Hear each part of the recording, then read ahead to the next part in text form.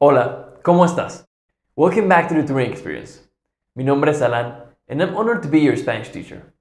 In this lesson, I will teach you a few simple rules regarding the gender of living things, the first category of Spanish nouns, which we discussed last week. And we'll talk about the second category, non-living things, like mesa, avión, hotel, and so on.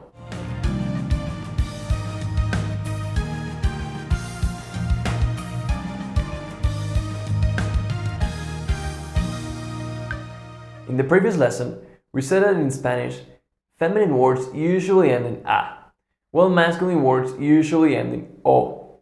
This isn't always the case, but noticing this pattern helps a lot. Now, there are also masculine nouns that end in a consonant, and they often have a feminine form ending in a.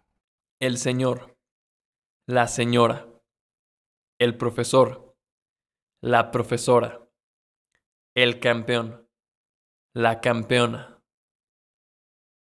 There are a few exceptions like actor, actriz. Some other nouns that refer to people, usually to their profession, have the same form for both masculine and feminine, especially when the masculine form ends in e or a. However, the article does change. El estudiante, la estudiante, el cliente, la cliente, el artista, la artista. And there are some cases in which neither the article nor the gender changes. For example, the Spanish word for person, persona, is always feminine, even when it refers to a man. La persona, una persona. So we know that the gender of some living things is kind of obvious. But what about non-living things? How do we predict whether they're masculine or feminine? Why don't you try guessing the gender of the following nouns?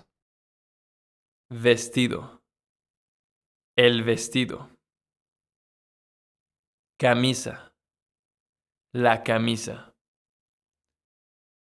Gorra, la gorra. Maquillaje, el maquillaje.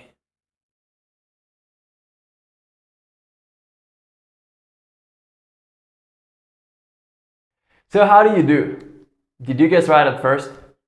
Don't worry if you didn't.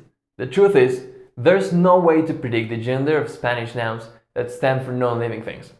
It has nothing to do with them being girly or manly. I don't even know what their genders for non-living things in Spanish and why they're so random. But well, that's just the way it is. Remember that the only way to master this topic is to memorize the gender of each new word you learn. So whenever you write a new word on your vocabulary notebook, and I personally recommend you to have a real notebook, write its definite article as well, el or la. Let us know in the comments below if you have any questions regarding the topic, and if you have any other recommendation for anyone struggling with the gender of nouns in Spanish. If you like this video, please give it a thumbs up and share it with your friends. Challenge them to learn with you. And don't forget that we have a gift for you, to help you learn Spanish the right way, and to interact with the locals on your next trip abroad. To download it for free, just click the link in the description below. Subscribe to our channel for weekly Spanish lessons, travel videos and tips, cultural information, and more. Gracias y hasta la próxima semana.